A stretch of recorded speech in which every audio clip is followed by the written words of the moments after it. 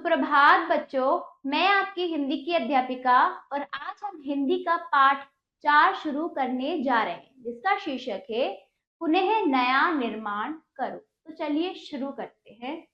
पाठ 4 पुनः नया निर्माण करो। यह एक कविता है बच्चों। चलिए कविता का परिचय देते हुए हम कविता को शुरू करते हैं। इस कविता में कवि धरती के अमर सपूतों को नव निर्माण करने का निमंत्रण दे रहा है। नव निर्माण यानी नए निर्माण की प्रेरणा के साथ उच्च विचारों और उच्च कर्मों को भी प्रोत्साहित किया जा रहा है। इन्हीं के द्वारा विश्व को उन्नति के शिखर पर पहुंचाया जा सकता है। तो कवि ने इस प्रकार इस कविता में कहा गया है। तो चलिए कविता हम शुरू करते हैं। उठो धरा के अमर सपूतों, पुनः नया निर्माण करो। जन जन के जीवन में फिर से नई स्फूर्ति, नयो प्राण भरो। जन जन के जीवन में फिर से नई स्फूर्ति, नव प्राण भरो। तो बता रहे हैं कवि, उठो धरा के अमर सपूतों, पुनः नया निर्माण करो। बोल रहे हैं कि धरती के अमर पुत्रों जो युग युग से अपनी धरती के लिए योगदान देता है, वो अमर पुत्रों, ठीक है, जिन्होंने बलिदान दिए हैं, तुम फिर से उठो और अपनी धरती का पुनः यानी दोबारा नया निर्माण करो। अपनी धरती को फिर से बनाओ, फिर से उसको सजाओ, फिर से उसका निर्माण करो। जन जन के जीवन में फिर से, जन जन के जीवन में फिर से नई स्फूर्ति, नव प्राण भरो। जन जन यानी सभी मनुष्य, सभी जीव जंतुओं के जीवन में एक नई स्फूर्ति, नया जोश, नए प्राण भरो। यानी कि उनमें क्या है, नए जीवन की एक आशा की किरण खुद भी जगाओ व दूसरों में भी जगाओ। नए प्राण भरो, अपनी धरती का नया निर्माण करो।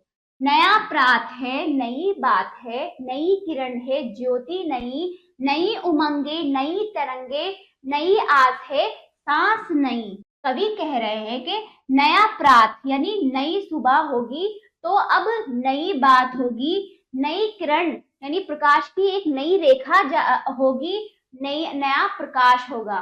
सब कुछ नया नया। नई सुबह में नई बात करो, एक नई आशा की किरण जगाओ, अपने अंदर क्या वो जोश जगाओ, प्रोत्साहन तुम्हारे अंदर, अपने धरती के प्रति वो उन्नति की किरण, वो ज्योति, वो प्रकाश, वो नई हो, नई उमंगे, नया जोश, नई उमंग, नई आशाएं, नई तरंगे, नई लहरें, ठीक है, जो तुम्हारे अंदर जागृत होनी चाहिए। नई आस, एक आस यानी उम्मीद, वो नई आस तुम में हो, वो सांस नहीं हो, वो सांस नई हो, यानी नया, सब कुछ नया हो।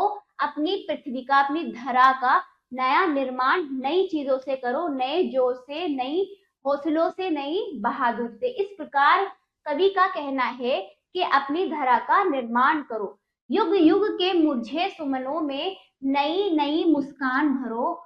युग युग यानी समय समय से जो फूल यानी सुमनों, सुमनों यानी फूलों में, है ना, फूलों में, यानी कि वो लोग जो अपनी उम्मीदों के आगे क्या गए हैं, हार, है ना, जो हार गए हैं, जो टूट गए हैं, वो फूल, फूल रूपी लोग, या फिर वो चमन, वो क्या, वो बगीचा, वो फूल, उनमें क्या करो तुम, नई नई मुस्कान भर दो कि वो खिल जाए, उनमें ताजगी आ जाए। वो मुरझाए हुए हैं, समय समय के क्या दुखों के मारे वो मुरझाए हुए हैं, उनमें अपने अपने बलिदान से, अपनी बहादुरी से, अपने कर्मों से, अपने साहस से उनमें जान भर दो, उनमें क्या भर दो, मुस्कान भर दो। उठो धरा के अमर सपूतों, पुनः नया निर्माण करो। जो अमर सपूत यानी जो अपनी धरा के लिए बलिदान देते हैं, वो कभी मरते नहीं है। तो कभी कहते उठो अमर सपूतों, अमर अपनी धरा, पृथ्वी के पुत्रों, फिर से उठो, नया निर्माण करो। कली कली खिल रही इधर, वह फूल फूल मुस्काया। देखिए इस प्रकार बताया जा रहा है यहाँ पर, तुम यदि इस प्रकार के कार्य करो कि यहाँ पर कली कली खिल जाए, और खिल रही है, अब तुम्हारे कारण फूल फूल अब मुस्काया हुआ है, धरती माँ की आज हो रही है नई सुनहरी काया है ना। तो काया यानी नई सुनहरी काया, चमकती हुई हमारी धरती नजर आ रही है, उसका जो स्वरूप है, उसकी जो काया है सुनहरी, सुनहरी यानी सोने जैसी चमकती हुई आज नजर आ रही है।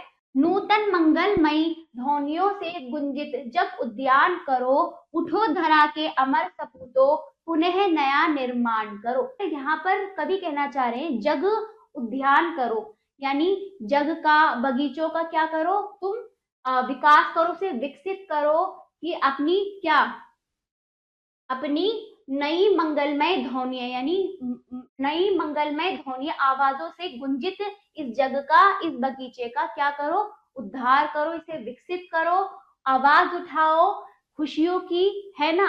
तो इस प्रकार कभी आगे कहते हैं, उठो धरा के अमर सपूतों, पुनः नया निर्माण करो, उठो धरती के अमर पुत्रों, उठो तुम, जागो तुम, और अपनी पृथ्वी का नया निर्माण करो, अपनी पृथ्वी के, अपनी धरा के प्रति अच्छे अच्छे कार्य करो।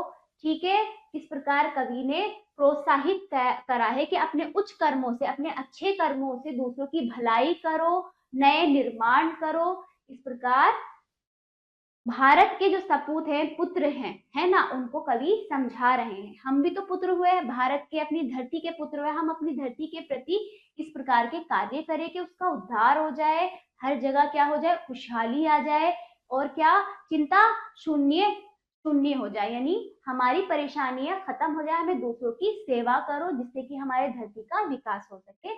ये पाठ, ये कविता हमें ये सीख देती है। ये कविता किसकी है? द्वारिका प्रसाद माहेश्वरी के। बच्चों चलिए, कविता का भाव, देश प्रेम, मान सम्मान, मानवता से प्रेम, आशावादी होना, मिलकर एक दूसरे की सहायता करना, ये हमें कविता सिखा रही है।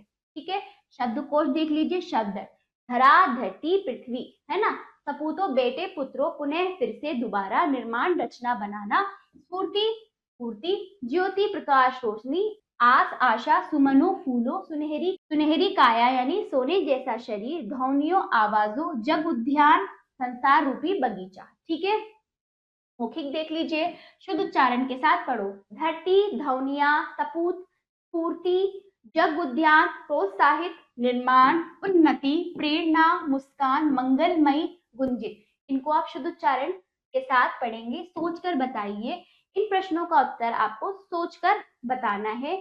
ठीक है, अब आ जाइए, इनको पढ़ो, सोचकर इनका उत्तर कविता के अनुसार आप देंगे। लिखित रूप देख लीजिए, बहुविकल्पीय प्रश्न। ठीक है, सही विकल्प पर सही का चिन्ह लगाइए। पहला, कवि अमर सपूतों को किस नए निर्माण के प्रति जागृत कर रहा है? नए विचार लाने के लिए, है ना। तुम अपने कर्म ऐसे बनाओ, नए विचार लाओ कि पृथ्वी का भला हो, पृथ्वी का उद्धार हो, तो तुम्हारे नए विचार। हाँ, देख लीजिए, कवि नई स्फूर्ति और नए प्राण किसके जीवन में भरने के लिए कह रहा है? किसके? सभी प्राणियों के, है ना। इसमें जीव जंतु मनुष्य सब आ जाते हैं। कवि इधर उधर क्या खिलने की बात कह रहा है? क्या? कली, कली के खिलने की बात कह रहा है ना। चौथा, धरती की काया कैसी बताई गई है? सुनहरी। ठीक है, पांचवा देखिए, जग उद्यान को किन ध्वनियों से गुंजित करें? नई ढोलकों से, नई बांसुरी ध्वनि से, नई मंगलमयी ध्वनियों से, मंगलमयी ध्वनि। ठीक है, तो ये भी अभ्यास आपका पूरा हुआ। लघु उत्तरीय प्रश्न देखिए, निम्नलिखित प्रश्नों के उत्तर दीजिए। लिखित रूप में आपको ये देने हैं। कवि ने कविता में सपूतों को अमर क्यों कहा गया है? दूसरा, सुमन कब से मुरझाए हुए हैं और कवि उनमें क्या भरने को कह रहा है? तीसरा, कवि ने धरती माँ की क्या स्थिति बताई है? चौथा, कवि जग उद्यान में क्या करने की बात कर रहा है? तो इन प्रश्नों का उत्तर कविता के अनुसार आप अपनी अभ्यास पुस्तिका में स्वयं देंगे। अगला जाइए, रिक्त स्थानों की पूर्ति कीजिए। ठीक है,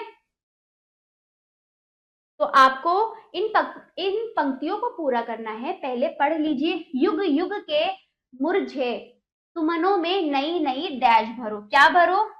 मुस्कान।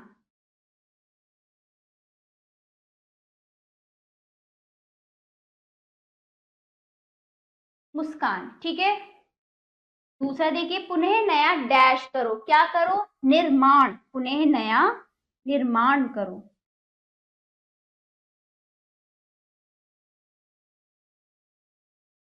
ठीक है। तीसरा देखिए, जन जन के जीवन में फिर से नई स्फूर्ति, नौ प्राण भरो, है ना, नौ प्राण भरो।